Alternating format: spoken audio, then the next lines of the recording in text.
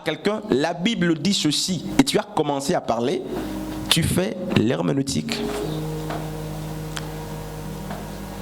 Donc c'est pourquoi il ne faut pas dire que c'est la part des pasteurs. Parce que toi aussi tu fais le maniement justement de l'instrument qu'on appelle la Bible. Maintenant, il y a un danger, c'est lequel? C'est qu'on a fait comprendre que l'herméneutique, c'est l'art de traduire, n'est-ce pas, et d'interpréter les choses sacrées. Avec l'objectif d'abord de sortir la vérité unique. Parce que derrière chaque passage, derrière chaque, n'est-ce pas, texte biblique, il y a l'esprit de l'auteur. Et quand tu te lèves, avant de parler justement des applications qui peuvent être variées, les applications sont variées, sont multiples pour un même texte, mais l'esprit du texte ou l'esprit de l'auteur est unique. Il n'y a qu'une seule vérité. Quand la Bible dit dans Jean chapitre 3, le verset 16, par exemple, que car Dieu a tant aimé le monde qu'il a donné son Fils unique afin que quiconque croit en lui ne périsse point, mais qu'il ait la vie éternelle. Il n'y a pas de vérité dedans. Il y a une vérité et il y a justement une connotation bien spécifique que Christ a donnée à ce texte à cette époque-là. Nous n'étions pas. Et la Bible n'est pas un document autographe. Nous n'avons pas la Bible dans sa version première. Nous avons la Bible dans plusieurs traductions.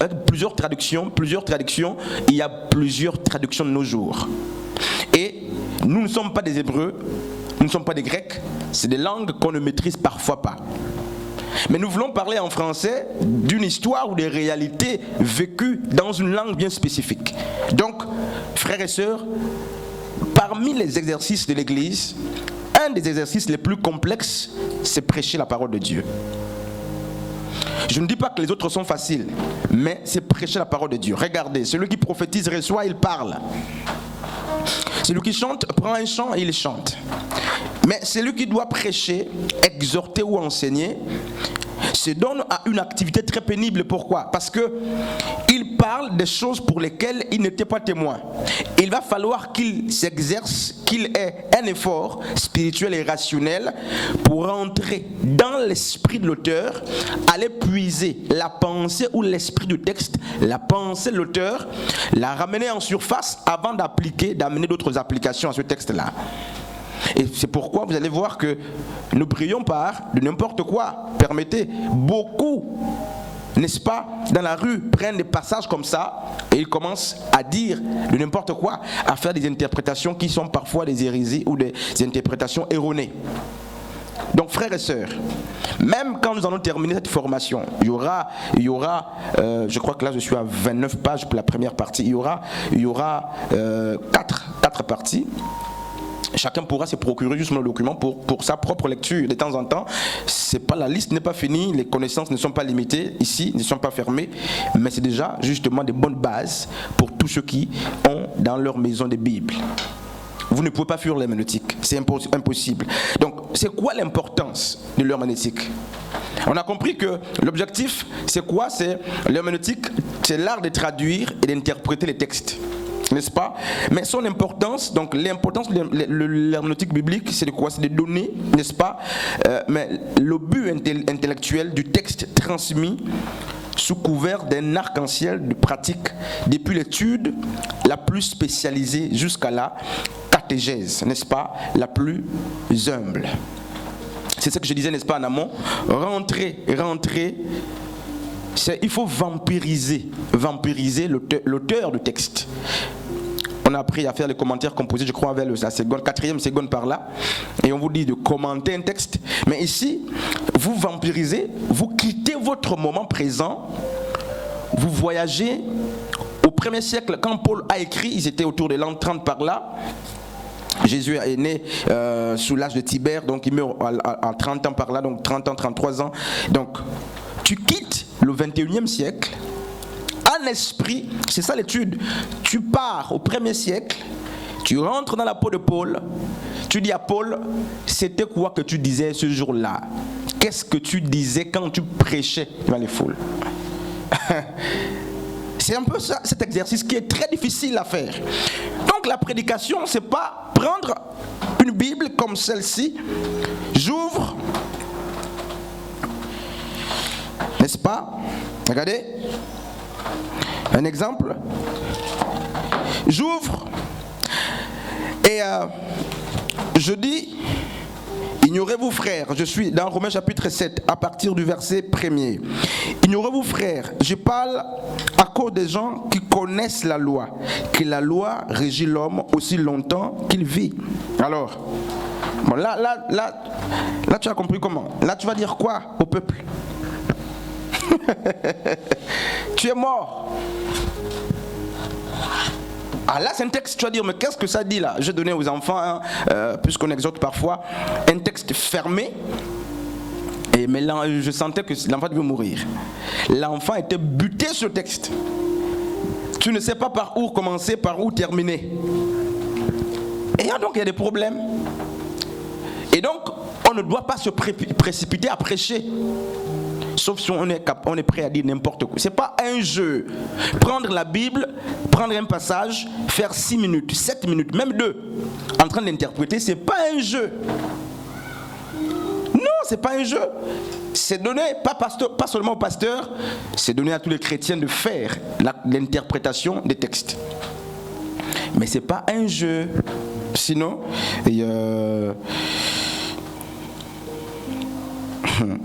donc l'objectif, je disais dans un espace, c'était quoi? Il s'agit de comprendre un texte et de le rendre clair et parler pour une époque donnée.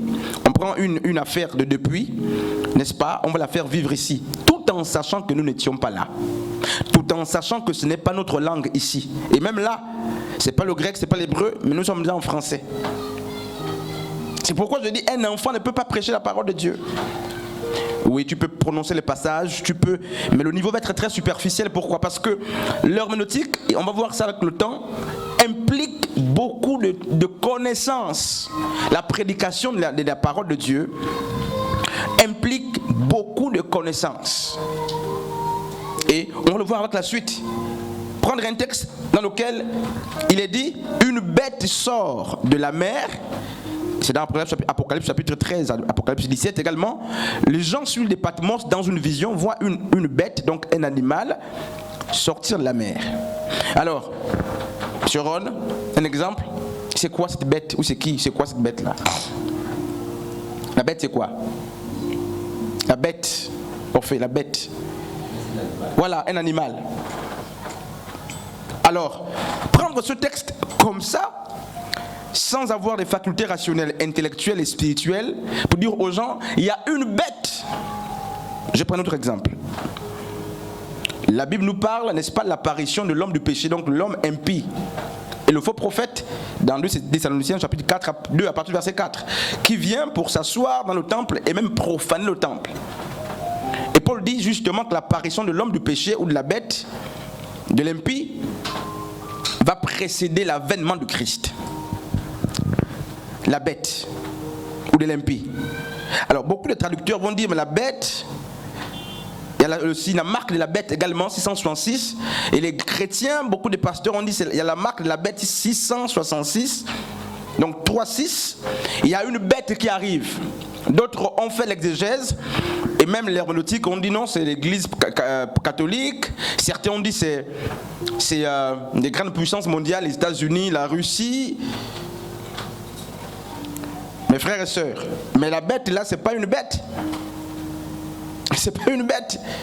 Donc si tu viens nous dire qu'il y a une bête qui arrive, qu'il faut attendre avec les cornes, avec une marque spécifique comme ça, sans avoir fait l'herméneutique justement du passage, on se fait mal. On se fera très, très, très mal. Et il y a beaucoup de choses à dire sur l'herméneutique. Je ferai l'économie des détails parce que vous aurez le support certainement à la fin pour ceux qui vont s'en procurer. Mais je vais aller, n'est-ce pas, à l'essentiel pour qu'on comprenne ce qui nous concerne. Mais ceux qui auront le support, vous verrez beaucoup d'autres choses. L'histoire de l'herméneutique, tout est mis dans le support. Mais je ne veux pas justement nous tirer en longueur sur ces détails-là. Je voudrais qu'on passe directement, n'est-ce pas, aux principes fondamentaux de l'herméneutique biblique. Les principes fondamentaux ou les principes de base de l'herméneutique biblique. Alors, que ce soit en français, en anglais, en espagnol, peu importe la langue, lorsqu'on tombe devant un document, un roman, un des premiers principes, c'est de chercher quoi?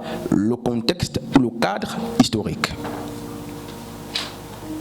On ne peut pas faire une belle herméneutique sans commencer par se situer dans l'histoire, sans commencer à chercher, n'est-ce pas, le contexte.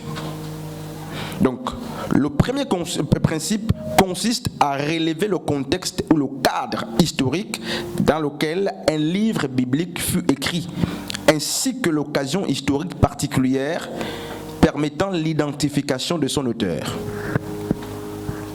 Parce que lorsque vous prenez un texte de la Bible, même une portion des Écritures, un paragraphe, un verset, on termine dans 30 minutes, avant de parler devant le peuple, avant de réunir tout ce qu'il faut comme élément d'enseignement ou de prédication,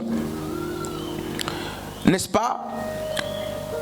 Une des premières choses à faire, c'est de chercher le contexte et le cadre historique. Paul, dans 1 Corinthiens chapitre 14, je crois, a dit que je ne permets pas à la femme de prendre la parole devant les hommes. Il parle aux Corinthiens.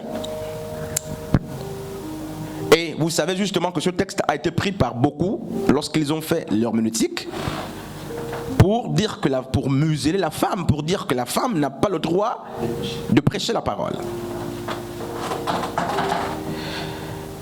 Il va plus loin, même à Timothée, il dira: je ne permets pas à la femme de prendre autorité sur l'homme. Et dans Éphésiens chapitre 5, je crois par là, il va dire que la femme soit soumise à l'homme, à son mari. Regardez, rien que les 3 passages que j'ai cités posent des dégâts dans l'église d'aujourd'hui. Chacun a son approche. Pourquoi? Parce que chacun, semble-t-il, a son herméneutique. Alors Paul, pour la petite histoire, je vais ouvrir une petite parenthèse, va parler parce que en hébreu, n'est-ce pas, l'homme et la femme, donc être humain, on parle d'anthropos. Donc anthropos, dans anthropos, il y a, donc anthropos, ça vient d'anthropologie, n'est-ce pas, il y a l'homme et la femme, n'est-ce pas, les êtres humains. Paul, lorsqu'il dit je ne permets pas, vraiment je ne parle pas de ça, je ne permets pas à la femme de prêcher, certains disent de parler, c'est même le mot, ça ne peut pas être le mot parler parce que la femme prophétise. Donc ça ne passe pas. Sinon il aurait interdit aux femmes même de parler, de prêcher, de prophétiser. Il dit je ne permets pas à la femme de prêcher. D'autres ont dit enseigner même.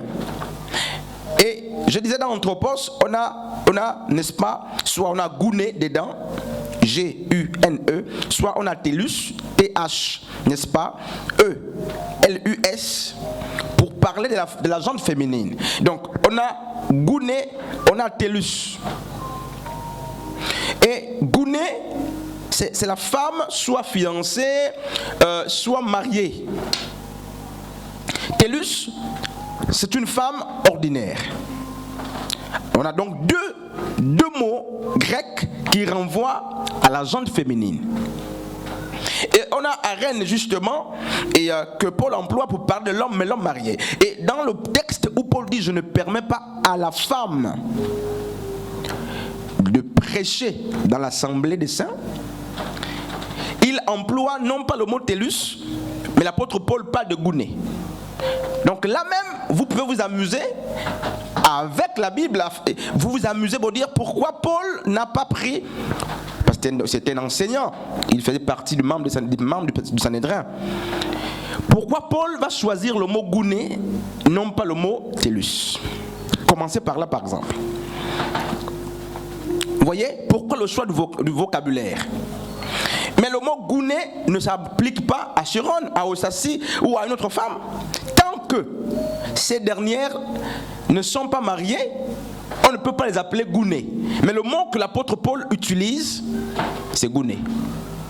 Alors là, ça attire l'attention de celui qui veut faire l'interprétation du texte ou du passage de Paul pour comprendre qu'effectivement, il ne s'agit pas de filles, de femmes, il s'agit de femmes mariées ou fiancées. divorcer parce que le mot leur est propre, gouné.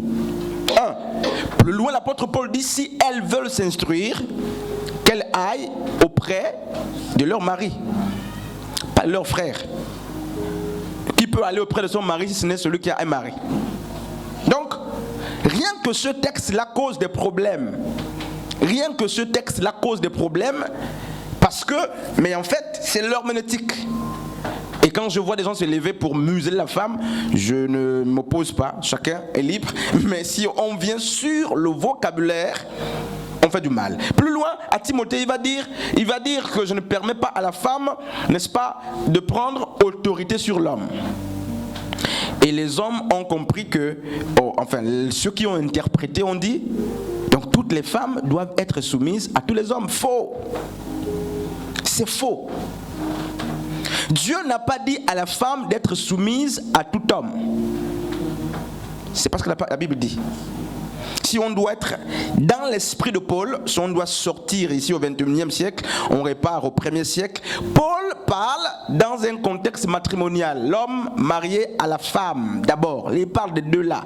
Le contexte, c'est pourquoi je dis, avant de traduire un texte, d'interpréter, cherchons le contexte historique.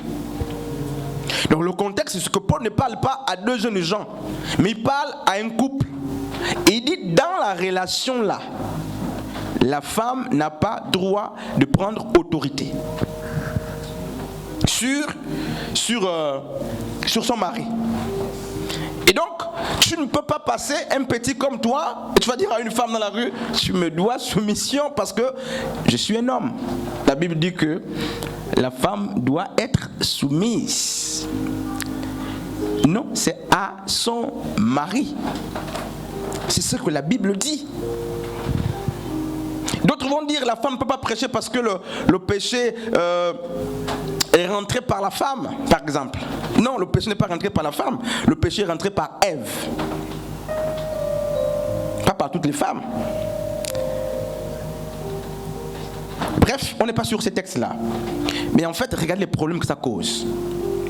D'autres ont dit non, mais le vin que Jésus avait transformé dans Jean chapitre 2, c'était pas un vin qui pouvait saouler les gens. Mais ils oublient que plus bas les gens étaient ivres. Et ils vont s'en servir pour dire aux gens, par exemple, vous n'allez pas boire. Ils veulent éduquer les gens. Mais si vous voulez éduquer les gens dans la vérité. Il ne faut pas prendre la Bible pour faire dire à la Bible ce que la Bible ne dit pas, parce qu'on veut, par motif d'éducation. Et la Sainte Seine, c'est le sucre, c'est le jus, parce que c'est les interprétations.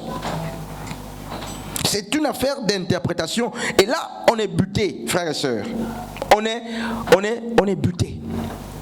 C'est pourquoi je disais que celui qui veut interpréter, il cherche premièrement, il cherche quoi? N'est-ce pas? Le contexte et le cadre historique. Paul parle à un groupe bien spécifique qui a un arrière-plan culturel. Il sait à qui il parle, il sait pourquoi il tient ce langage. Et prendre ce qui est culturel, qui est une question qui concerne un peuple spécifique à cause de ses mœurs, prendre ça maintenant pour amener ça partout dans toutes les églises, par exemple, c'est ça qui amène les problèmes. C'est ça le problème. Non, frère, que Dieu nous fasse grâce. Donc, dans le contexte, n'est-ce pas, dans le contexte historique, lorsqu'on fait le contexte, n'est-ce pas, culturel, pardon, le cadre historique, on va sur quoi? On va sur le besoin historique, sur les émotions, sur le cadre culturel, professionnel ou personnel même. Et parce que vous ferez l'étude du contexte ou l'étude historique, cela vous amènera à connaître ou à comprendre qui est l'auteur. Quand je dis qui est l'auteur, le qui là. C'est pas pour qu'on me dise que c'est Paul. Le qui nous renseigne sur l'identité de Paul. Quelle était la position de Paul par rapport à X éléments, par exemple. Alors, je vais vous poser une question très simple pendant qu'on avance. C'est une fausse question que je vais poser. Alors, quelle était la position de l'apôtre Paul par rapport à la loi, par exemple? Qu'est-ce que Paul défend par rapport à la loi? Dans Actes chapitre 15, on a le premier concile œcuménique où les apôtres se réunissent et ils se séparent, n'est-ce pas? Ils n'arrivent pas à se faire comprendre sur la question de la loi et de la grâce.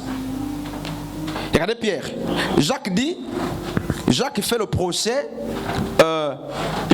des œuvres, n'est-ce pas? Il veut qu'on lui montre les œuvres. Merci Seigneur. Mais Paul nous fait le procès, n'est-ce pas? De quoi? De la grâce et de la foi. Deux personnes qui sont juives, mais avec des approches justement théologiques qui diffèrent. L'apôtre Jacques est un homme assis dans la loi, un apôtre envoyé vers les païens, vers les juifs, ses frères. C'est normal qu'il fasse le procès justement des œuvres, parce que la loi mettait l'accent sur les œuvres. Et Paul ne tient pas ce même discours que la personne de Jacques. Pourquoi? Parce que sa compréhension ou sa tangente théologique était autre. L'apôtre Paul est l'apôtre des païens. C'est pourquoi, lorsqu'il parle de la circoncision, il ne parle pas de la circoncision comme Jacques. Jacques parle de la circoncision dans la chair parce que son arrière-plan culturel, il est de Moïse. Jacques est attaché à la loi de Moïse. Il défend la loi de ses pères. Faites-vous circoncire comme justement le recommande la loi des pères.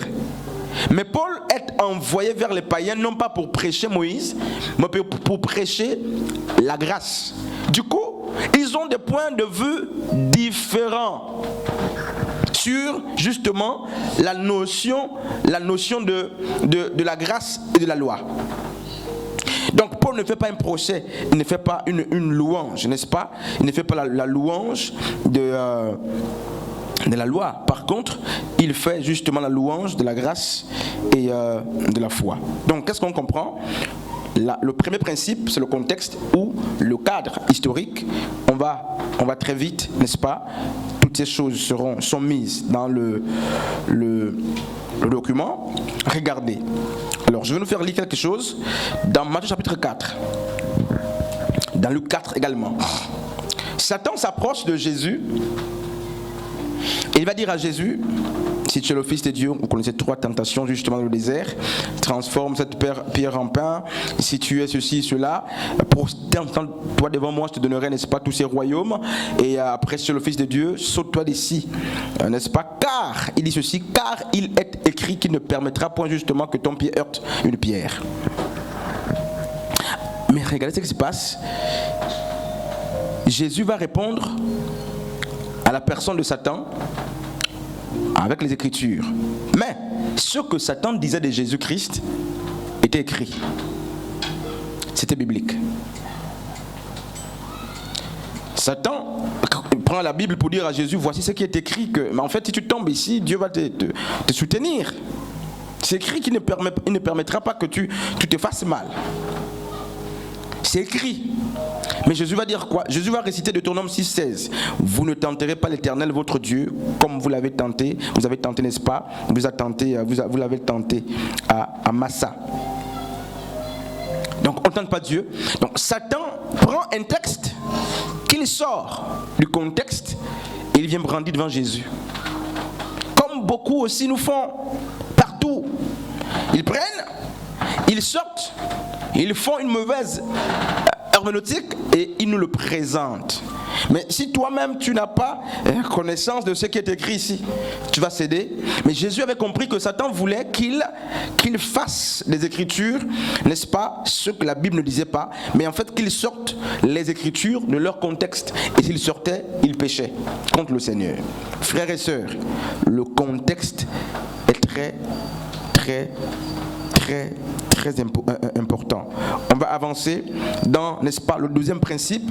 Donc après la compréhension du contexte ou du cadre historique, la deuxième chose qu'il faut faire, c'est quoi? C'est l'identification des unités littéraires ou des thématiques.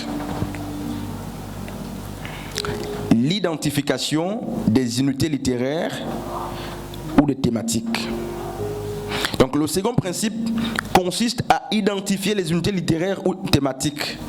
Chaque livre biblique est un document unifié et les interprètes ne sont pas habilités à isoler un aspect de la vérité en excluant les autres. Qu'est-ce que je suis en train de dire? Il faut donc faire un effort pour comprendre ou appréhender le sens ou l'objectif du livre biblique entier dans son ensemble avant d'en interpréter les différentes fractions littéraires individuellement. C'est ce que je disais justement au départ. Après, le contexte, c'est l'identification des unités littéraires. Lorsque vous prenez le verset 6 de Romains chapitre 6, vous commencez à l'interpréter. Si vous n'avez pas connaissance de tout le livre, d'abord tout le livre de Romains, quel est l'esprit qui anime le texte ou l'épître aux Romains? C'est une lettre, on verra ça. Donc c'est lui qui va interpréter. Quand bien même il connaît déjà le contexte ou le cadre historique, il doit faire, n'est-ce pas, le recensement ou le relèvement des unités littéraires. Prendre un verset isolé, l'écarter du premier verset, l'écarter de la suite des versets, l'écarter, n'est-ce pas, du message du livre est très dangereux pour ceux qui interprètent. Parce que dans un livre biblique, chaque verset est en rapport avec l'esprit du livre lui-même. Quand je prends Romains chapitre combien là? 12, depuis le verset 1er, qui dit quoi? T'es dit?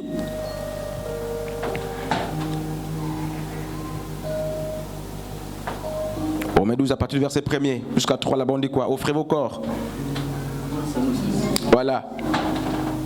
Dieu est agréable, c'est là justement le sacrifice auquel Dieu, pour le culte auquel Dieu prend plaisir, ça dépend. Voilà, bref, regardez.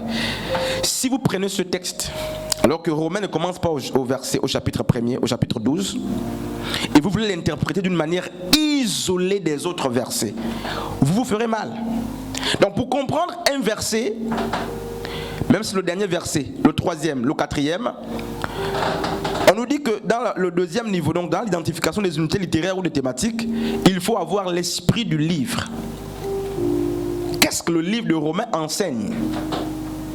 À qui il s'adresse? Quel est son message?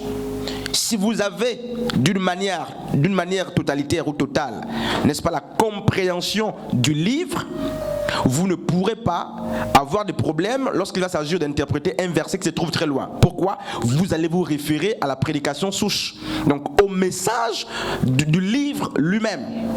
Enfin, je ne sais pas si vraiment ça passe. Même Anne, je prends un exemple. Non, ça va, ça peut rester là-bas. Je vais prendre un exemple et on va aller très vite. On a une étude de cas que j'ai envie d'aborder pour chaque. Je suis par exemple dans Matthieu chapitre 17. Non, pardon, je vais prendre Matthieu 24. Je crois que ça va bien passer avec Matthieu 24. Matthieu chapitre 24. Regardez. Alors le verset 4, Matthieu 24, le verset 4, il est dit ceci. Jésus leur dit, prenez garde que personne ne vous séduise, car plusieurs viendront sous mon nom en disant, c'est moi qui suis le Christ, et ils séduiront beaucoup d'entre vous, donc beaucoup de gens. Vous allez entendre parler des guerres et des bruits de guerre, gardez-vous, n'est-ce pas, de vous alarmer, car cela doit arriver. Bref, je m'arrête par là. Alors, je vous dis par exemple, interprétez-moi ce texte-là. Je suis au verset combien? 4. Jusqu'au verset 6. Vous ne pouvez pas prendre ce texte et en faire une interprétation séparée. C'est pourquoi je disais justement que l'identification des unités littéraires ou des thématiques est très importante. Ce texte est une suite d'idées. Ce texte répond à quoi? Regardez, le verset 1er du chapitre 24 de Matthieu. Comme Jésus s'en allait, au sortir du temple, ses disciples s'approchèrent pour lui en faire remarquer les constructions. Mais il leur répondit, voyez-vous tout cela? En vérité, je vous le dis, il ne restera pas ici pierre sur pierre qui ne soit renversée. Il va continuer. Il s'assit sur le mont des Oliviers et les disciples vinrent en privé lui dire, dis-nous quand cela arrivera et quel sera le signe de ton avènement et de la fin du monde. Vous voyez? Donc le verset 4 que beaucoup peuvent prendre d'une manière isolée, tu commences à dire non, les faux prophètes viendront, voici. Non, non, non, c'est pas ce que la Bible dit. Le verset 4 est une suite logique